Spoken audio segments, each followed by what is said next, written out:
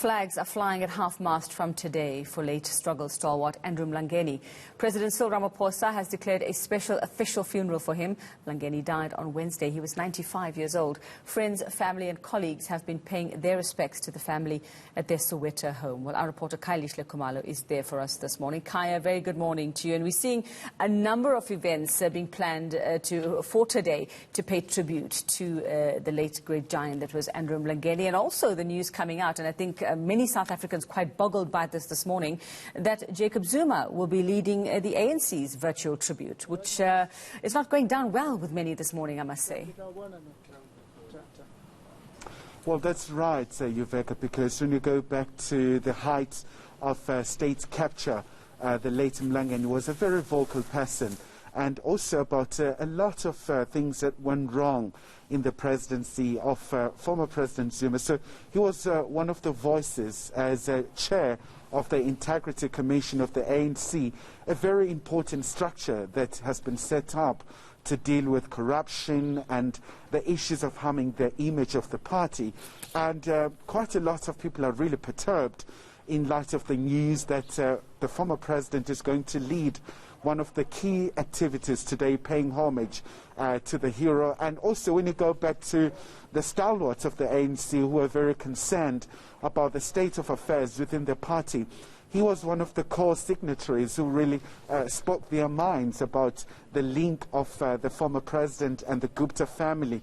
And, you know, fast forward to 2020, when he has died, and then you have such an occurrence where, of course, former president, you know, leading a very key event. So there are quite a lot of questions in light of this, and we know that it's going to be a virtual service in light of COVID-19, and currently where we are in Soweto, there isn't really much happening. Of course, we're still expecting perhaps the members of the family to give us a reaction or two in light of the announcement by the president that he's going to be given such a very kind gesture by the state where they will bid farewell through a state funeral. But Yuveka, join me now is someone who was a very close associate to the late Mlangeni. So that's Ntate Baloyi, so a very close associate. And obviously, I would imagine when you talk about issues like corruption,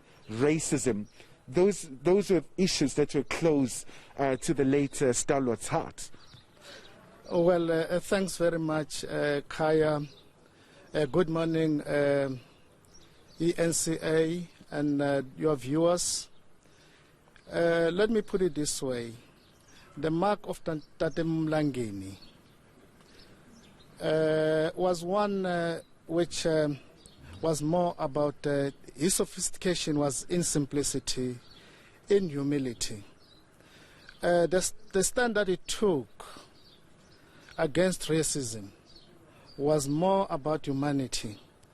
The hatred of racism flowed easily from his veins. The hatred of corruption was a principal position insofar as he was concerned. He had nothing personal against all the people who were involved in corruption. He had nothing personal against the people who were involved in racism. It was a principal position that said, if you actually squander the resources of the masses, you are impoverishing everybody. That was the position. That is why it was very easy for him to be part and parcel of the 101 stalwarts to say, we cannot stand for this, because the ANC's values and principles are against the rot, are against corruption. But moreover, he understood that, okay, racism was exploitative. Racism was about denying the people of their right to be, of denying of the people of economic freedom. He understood that as well. So I don't think it was a personal position for him to say, guys, stop what you are doing. It was a principal position. That is why he was integrity personified. The ANC could look no further in 2012 when they were looking for the chairperson of the Integrity Commission. He was the person there who could be deployed to do that task. That is why, even when he spoke out against corruption, it's because of his hatred of corruption. That's all I can say about Comrade Andrew Mlangeni.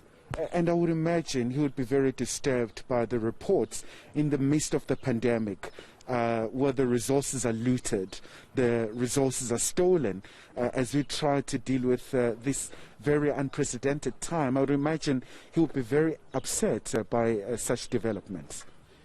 In fact, it's a shame. It's a disgrace. I don't think he'll just be perturbed about that. It will be a shame and a disgrace to him to imagine that, okay, resources which are put aside to assist the people at this point in time who are languishing in poverty, people who are in dire needs, people who are anxious about the situation at this point in time of the pandemic. There are people who are taking advantage of the resources of the country to squander the resources of this country for their personal aggrandizement. It's a disgrace. Definitely, he would speak out against that. If there was one thing about Tate Mlangeni, he would stand against corruption. He would speak out against corruption. He would stand in the way of corruption. That was the mark of this old man, this revolutionary, that we are celebrating his life right now, right here. And maybe just before I let you go, sir, obviously a kind gesture by the government is going to get a state funeral. So given the very outstanding role that he played in the struggle. Having known Tate Mlangeni for some time, and then we spoke at length about a number of things. I was one of the people who were instrumental in the writing of the Backroom Boy. One, he did not actually look for someone, anyone could have actually written his biography. His sophistication was in his simplicity. He said, okay, get somebody who has written something, who can be accessible by the readers. That is why we got an author who was unknown, but we collated lots and lots of material to get the book written. And then we looked around, we found the most venerated social historian who has written the miners' strike of 1946-47, the biography of Oliver Tambo, Beyond the Angeli Mountain, Luli Kalnikos. That was the team that we put together to ensure that, okay, this book was written. But having said that, we actually thank the government for actually recognizing the role that Babu Mlangeni played in the struggle against oppression, against exploitation, against racism, against apartheid and colonialism. I don't think he was actually expecting a fanfare or a glamorous funeral. All he was doing was based on humanity and what was inside of him that could not be extinguished. That was the man we are celebrating here today, a humble servant of the people. All right, Mr. Baloyi, thank you so much indeed, sir, for your time. So that's one of the close associates of the late Mlangeni, really paying homage to the anti-apartheid icon. And, of course, in terms of the activities, the memorial service will happen around 5 p.m. We're still awaiting for more details, and we know it's going to be a virtual service. All right, Kaya, thanks very much outside the Mlangeni household there in Soweto. We'll still